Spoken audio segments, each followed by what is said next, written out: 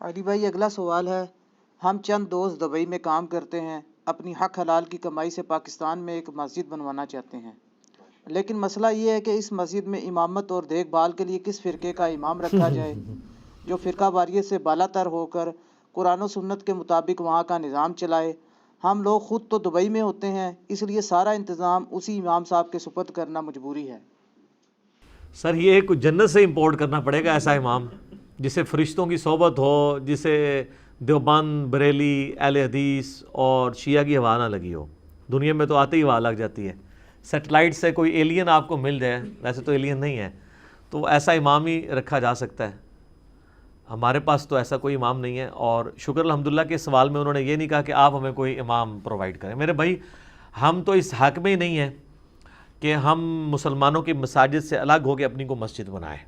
انہی کے پیچھے ہم نمازیں پڑھتے ہیں، انہی کو چندہ دیتے ہیں، اور انہی کی عوام کے سامنے اپنا مقدمہ رکھتے ہیں، اور وہ الحمدللہ قبول کر رہے ہیں۔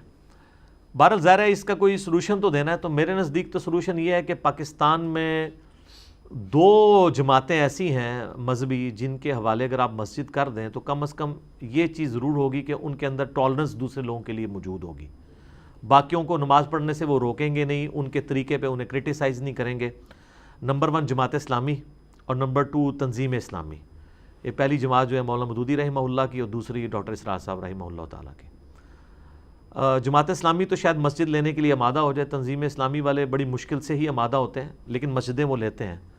آپ راولپنڈی میں چلے جائیں، گلزار قائد میں بہت بڑی مسجد ہے، اور اس کے بعد انہوں نے ایک نوٹیفیکیشن لکھ کے لگایا ہوا ہے کہ یہاں پہ حرمین شریفین کی طرح تمام مکاتب فکر، یہ ہم لفظ بولتے ہیں نا مکتبہ فکر، مکتبہ تو کہتے ہیں بک شاپ کو، یہ لفظ ہوتا ہے مکتب فکر، مکتب تو وہ زیر لگ جائے گی وہ اضافت کی وجہ سے، مکتب فکر، اور اس کی جمع ہوگی مکاتب فکر۔ تو تمام مکاتب فکر کے مسلمانوں کو اپنے اپنے طریقے کے مطابق نماز پڑھنے کی عام اجازت ہے۔ سر ادھر عام نماز میں سینکڑوں لوگ ہوتے ہیں عام دنوں میں، بہت بڑی مسجد ہے وہ، اور ظاہر ہے وہ مین پاپولیٹڈ ایریا کے اندر ہے، پاس بازار بھی لگتے ہیں۔ اب اس کا انتظام تو ہے تنظیم اسلامی کے پاس، اور اکثر ان کا امام حنفی طریقے پہ نماز پڑھتا ہے۔ ویسے تنظیم اسلامی میں رفع الیدین سے نماز پڑھنے والے بھی بہت زیادہ لوگ ہیں، لیکن آپ اس مسجد میں انٹر ہو جائیں نا تو آپ کو تو پہلے سمجھ نہیں آئے گی کہ مسجد اہل حدیث کی ہے یا حنفیوں کی ہے۔ آپ اگر مغرب عشاء کی نماز پڑھیں تو آمین اتنی اونچی ہو رہی ہوگی کہ آپ کو لگے گا اہل حدیث کی مسجد ہے، اور اگر آپ امام کے پاس کھڑے ہوں گے تو وہ آپ کو آمین اونچا کہتا ہوا سنائی نہیں دے گا، نہ رفع الیدین کرتا ہوا، تو آپ کہیں گے یہ کیا ہو رہا ہے۔ تو یہاں تو آپ کسی دیوبند بریلی کی مسجد میں چلے جائیں اور آپ وہاں پہ چھوٹی سی بھی آمین کی آواز آپ کی نکل جائے تو وہ پھر آپ کو انشاءاللہ تعالی سلام پھیرتے ہی بتائیں گے کہ ان کو کیا مسئلہ ہوا اس آمین سے۔ لیکن ہم انہیں وہ حدیث نہیں سنائیں گے جو سنن ابن ماجہ میں صحیح سند سے کہ تمہاری آمین سے سب سے زیادہ یہودی چڑھتے ہیں، یہ نبی علیہ السلام نے فرمایا۔ لیکن ہم ان کو یہ ضرور کہیں گے کہ اس حدیث کو پڑھ کے ہم تمہیں تو یہودی نہیں کہتے، لیکن کم از کم اپنا عمل یہودیوں والا نہ کرو، بچ جاؤ۔ تو وہاں پہ آپ کو یہ آزادی نظر آئے گی۔ شیعہ تو وہ بھی نماز پڑھ رہے ہیں وہاں جا کے، اپنی ٹکی رکھ کے پڑھ رہے ہیں، کوئی ان کو برا بھلا نہیں کہے گا۔ جماعت اسلامی کی بھی آپ جہلم میں چلے جائیں مسجد کے اندر، کئی بار میں گیا ہوں، ان کو پتہ ہے اس نے رفع الیدین سے نماز پڑھنی ہے۔ فجر کی نماز میں گیا ہوں، انہوں نے جہری نماز میں آگے کیا، آمین بھی اونچی کی، کسی کے ماتھے پہ بل تک نہیں آیا۔ تو ان میں ٹالرنس موجود ہے۔ تو میرا مشورہ یہ ہے کہ بجائے دیوبند بریلی یا شیعہ کے آپ جماعت اسلامی یا تنظیم اسلامی والوں کے حوالے مسجد کریں۔ ایٹ لیسٹ یہ ہے کہ وہ دوسروں کو ایگزسٹنس کا موقع دیں گے، اس کے سوا کوئی چارہ نہیں ہے۔ یا پھر سر آپ ایسے بندے تلاش کریں، اب آپ کو ہر گلی میں، ہر محلے میں اور ہر گاؤں شہر کے اندر ایسے لوگ مل جائیں گے جو ہماری ویڈیوز دیکھتے ہیں، اور کئی علماء میں بھی مل جائیں گے، لیکن ان کو اس طرح ڈر لگتا ہے پبلکلی ایکسپوز ہونے میں۔ آپ تھوڑی سی محنت کریں تو اگر آپ ان کو کانفیڈنس دیں کہ ہم تو ادھر اس طرح مذہبی آزادی چاہتے ہیں، تو آپ کو ایسے فرقہ واری سے پاک لوگ بھی مل جائیں گے۔ مسجد بنانے کی خواہش ظاہر ہے ہر مسلمان کے دل میں ہوتی ہے، غریب ہو یا امیر، زندگی میں کہیں بات ایک چھپی ہوتی ہے۔ جس طرح ایک مسلمان مرد کے دل میں ایک بات چھپی رہتی ہے نا پوری زندگی کے، میں انشاءاللہ داڑھی رکھ لینی ہے، رکھنی ضرور ہے، پاویں مرنے تو 1 سیکنڈ پہلے رکھا، ٹھیک ہے۔ تو اس طرح یہ بھی ایک خواہش چھپی ہوئی ہوتی ہے کہ میں ایک مسجد بنوانی ہے۔ اچھا لوگ سمجھتے ہیں مسجد بنوا لی، وہ بخاری مسلم میں حدیث ہے سیدنا عثمان سے کہ جس نے اللہ کا گھر بنایا اللہ تعالیٰ اس کے لیے جنت میں گھر بنائے گا. تو جنت میں گھر بنوانے کے لیے صرف مسجد بنوانا ضروری نہیں ہے. وہ تو بخاری مسلم میں یہ بھی حدیث ہے جس نے فرض کے علاوہ 12 رکعتیں پڑھی، 2 فجر سے پہلے، 4 ظہر سے پہلے، 2 ظہر کے بعد، 2 مغرب کے بعد، 2 عشاء کے بعد، جو سنت مؤکدہ ہیں، تو اللہ تعالیٰ جنت میں اس کو بھی محل عطا کرے گا. تو جنت کے محل حاصل کرنے کے کئی ایک طریقے ہیں. بہرحال اس کا احترام کرنا چاہیے. اور میں یہ مشورہ دوں گا کہ اگر آپ کے گاؤں میں یا علاقے میں آلریڈی پہلے بہت زیادہ مساجد موجود ہیں تو مہربانی کر کے وہاں مسجد اور نہ بنائیں، کیونکہ اس سے ڈویژن نہیں ہوتی ہے.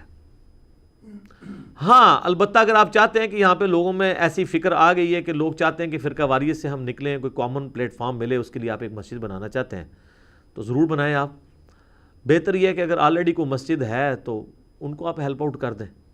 علیحدہ بناتے وقت پھر آپ کو امام مسجد، اور پھر امام مسجد کا تو آپ صرف ایک پہلو ڈسکس کر رہے ہیں نا کہ وہ فرقہ واریت سے پاک ہو.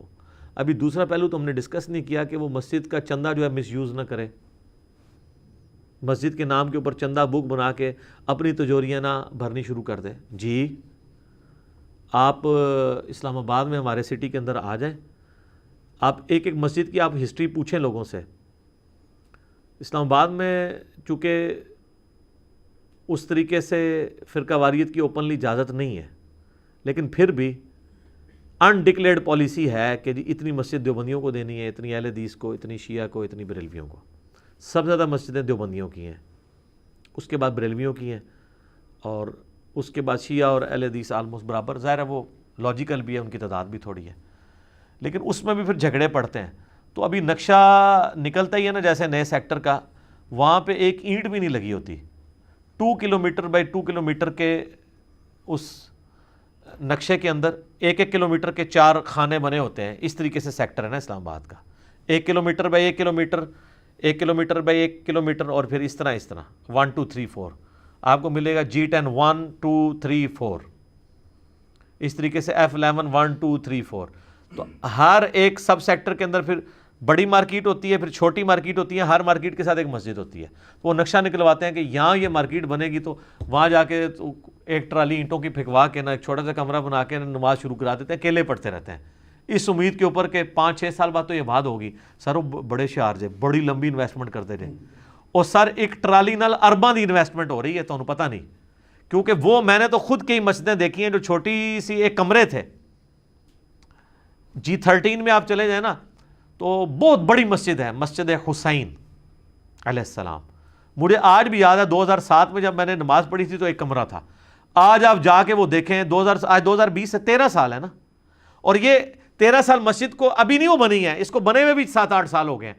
یعنی آلموسٹ آپ سمجھ لیں 2007 میں نے نماز پڑھی تو 2012 میں جب پڑھی ہے نا، ٹرپل سٹوری جناب، پورے وہ آلموسٹ آدھے کنال کے اوپر مسجد بنی ہوئی ہے، اور نیچے مدرسہ بھی ہے حفظ کا، اور اوپر پورا نمازوں کا سلسلہ بھی چل رہا ہے. اور وہ بندہ ایک کمرے میں بیٹھا ہوتا تھا اس ٹائم، اور ایک پلاسٹک کا ٹینک رکھ کے اس کے ساتھ ٹوٹیاں جوڑ کے، ٹینکیاں بھی نہیں ہوتی نا، یقین کریں ہم نماز پڑھتے ہیں میں ترس آتا تھا کہ یار یہ مولانا صاحب کس طرح بیچارے ادھر یہ گزارا کر رہے ہیں. لیکن سر یہ تو آپ کی جو یونیورسٹیز کی جو انویسٹمنٹ ہے وہ تو اس کا مقابلہ نہیں کرتی. آپ 20 سال بھی کسی یونیورسٹی میں کوئی ڈگری لے کے نکلیں تو اتنا نہیں کما سکتے. 7-8 سال کی انویسٹمنٹ انہوں نے کی. آج جناب آپ جائیں تو کروڑ پتی ہیں وہ ماشاءاللہ، گاڑیاں ہیں، ٹھیک ہے، سارے معاملات ہیں، پوری رہائش کا سسٹم ہے، سب کچھ ہے. اللہ کے فضل ہے، اللہ کی بڑی مہربانی ہے، ٹھیک ہے. تو بڑی لمبی اس طرح آپ کئی مسجدوں میں جائیں تو آپ کو پتہ چلے گا کہ جی یہ مولانا صاحب یہاں آئے تھے تو سائیکل پہ آئے تھے، اب ہونڈا سیوک ساتھ ڈرائیور بھی رکھا ہوا ہے، اور تنخواہ آپ پوچھیں گے کہیں گے جی 20,000 ہے. 20,000 میں ڈرائیور پلس ہونڈا سیوک کے اندر پانی بھی نہیں کہنا چاہیے، اسلام آباد میں پانی تو بہت مہنگا ہے، ہوا ڈلتی ہے پیٹرول کی جگہ. تو اگر تنخواہ وہ پھر وہ ہوگا کہ تنخواہ تو وہ ہے لیکن چندہ بھی ان کے ہاتھ میں ہے، مسجد کمیٹی کے ہاتھ میں نہیں، اس لیے جا کے پہلے کمیٹیاں توڑتے ہیں یا ان میں پھوٹ ڈلواتے ہیں تاکہ چندہ بک اپنے پاس آ جائے. تو یہ میں آپ کو اس لیے مشورہ دے رہا ہوں کہ مجھے پتہ ہے کہ یہ کس طریقے سے معاملات کو لے کے چلتے ہیں. تو آپ نے صرف اس چکر میں نہیں رہنا کہ مولانا صاحب جو ہیں بہت شریف ہیں، سب کو نماز پڑھنے دیتے ہیں، اور پاسے کام نہ پا کے رکھیں. ہر ایکٹیویٹی پہ ان کی نظر رکھنے کی بھی ضرورت ہے. یعنی اینڈ پہ یہی کہنے کی ضرورت ہے کہ یا آپ اپنا ارادہ جو ہے نا اس کو کسی اور طرف ہی مولڈ کر دیں تو بہتر ہے.